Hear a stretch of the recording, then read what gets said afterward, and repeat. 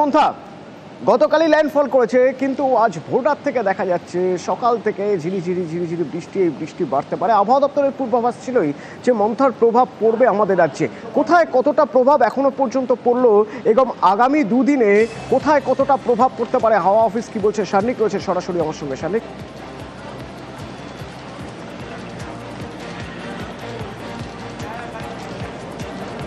গতকাল রাতের দিকে ল্যান্ডফল হয়ে যাওয়ার পরে আস্তে আস্তে এই ঘূর্ণিঝড় তারা শক্তি হারাবে তেমনটাই জানানো হয়েছে এবং তা ছত্তিশগড় পর্যন্ত ঘূর্ণিঝড় থাকবে এবং তারপর যখন বিহার ঝাড়খণ্ডের দিকে আসবে সেটা নিম্নচাপ হিসেবে এগোবে। কিন্তু এর মধ্যেই গোটা বঙ্গ জুড়েই কিন্তু বৃষ্টির সম্ভাবনার কথা আগে থেকেই জানিয়ে রেখেছিল আলিপুর হাওয়া অফিস। আর তাদের যে পূর্বাভাস রয়েছে, উত্তরের জেলাগুলোর জন্য ভারী থেকে অতি ভারী বৃষ্টিপাতের পূর্বাভাস এবং গোটা দক্ষিণবঙ্গ জুড়েই ভারী বৃষ্টির পূর্বাভাস কিন্তু থাকছে। গোটা বঙ্গের বিভিন্ন জায়গাতেই মোটামুটি উপকূলবর্তী জেলাগুলোতে প্রাথমিকভাবে পূর্বাভাস থাকলেও পরবর্তীতে দক্ষিণবঙ্গের প্রায় সব জেলাতেই কিন্তু ভারী বৃষ্টির পূর্বাভাস রয়েছে আজ এবং আগামী দুদিনের জন্য। আগামী দুদিন পর্যন্ত দক্ষিণবঙ্গের প্রায় প্রত্যেকটি জেলাতেই ভারী বৃষ্টিপাত হতে পারে তেমনটাই জানানো হয়েছে এবং উত্তরের জেলাগুলোর জন্য উত্তরের উপরের 5টি জেলা সেখানে অতি ভারী বৃষ্টির পূর্বাভাস বিক্ষিপ্তভাবে এবং নিচের যে 3টি জেলা অর্থাৎ উত্তর দিনাজপুর, দক্ষিণ দিনাজপুর এবং মালদা, এই 3 জেলার জন্য ভারী বৃষ্টির পূর্বাভাস আলিপুর হাওয়া অফিসের তরফে দেওয়া হয়েছে। অতনু, ধন্যবাদ।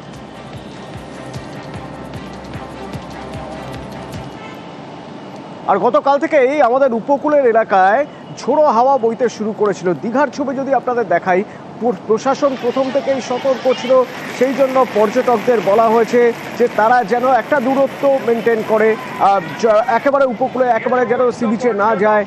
কিভাবে সেখানে মাইকিং হচ্ছে একবার দেখাবো আপনাদের। তাদের উদ্দেশ্যে বলা হচ্ছে যে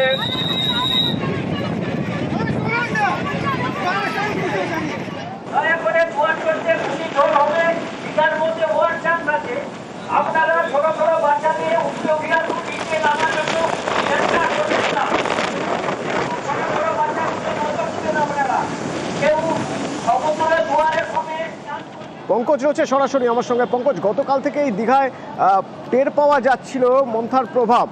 আজ এখনকার কি পরিস্থিতি একটু জানতে চাইবো, পাশাপাশি জানতে চাইবো প্রশাসন কিভাবে কতটা তৎপর, কিভাবে কাজ করছে।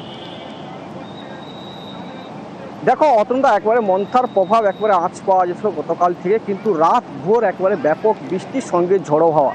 শুধু সৈকত সরণি দীঘা নয়, দীঘার সংযুক্ত যে এলাকা যে রয়েছে দীঘা, রামনগর, এগরা, পটাশপুর জুড়েই কিন্তু রাতভর বৃষ্টি এবং দীঘা সমগ্র এলাকায় যে সমস্ত পর্যটকেরা আসেন, তুমি জানো যে পর্যটক পূর্ণ থাকে দীঘাতে, যেখানে সৈকত নগরী দীঘা, সেক্ষেত্রে পর্যটকদেরকে বিশেষ প্রশাসনের পক্ষ থেকে সতর্কতা জারি রেখেছিলেন।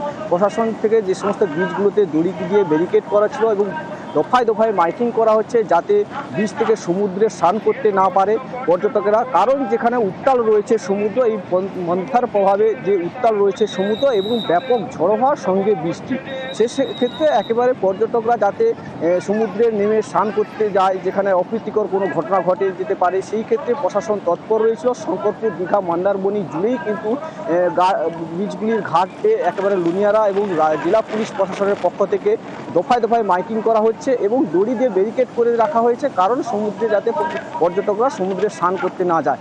তবে এখন পর্যন্ত দফায় দফায় বৃষ্টি হচ্ছে শুধু সমুদ্র উপকূলবর্তী। ধন্যবাদ। যেমন দীঘা পূর্ব মেদিনীপুরের বিস্তীর্ণ এলাকা, যেমন উপকূলবর্তী এলাকা, যেমন দীঘার কথা বলছে পঙ্কজ আমাদের, ঠিক তেমনই আমরা যদি দক্ষিণ 24 পরগনার দিকে যাই বা দক্ষিণ 24 পরগনার ছবি দেখতে চাই, গঙ্গাসাগর পুণ্যার্থীদের সতর্ক করতে সেখানে মাইকিং চলছে।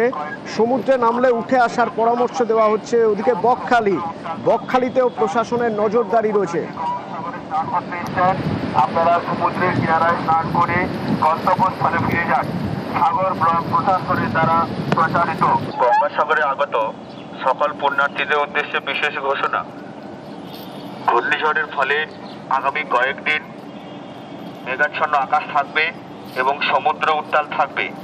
তাই যে সকল পুণ্যার্থীরা গঙ্গাসাগরে স্নান করতে এসেছেন, আপনাদের উদ্দেশ্যে বলা হচ্ছে সমুদ্রের কালনার ছবি দেখবো একবার।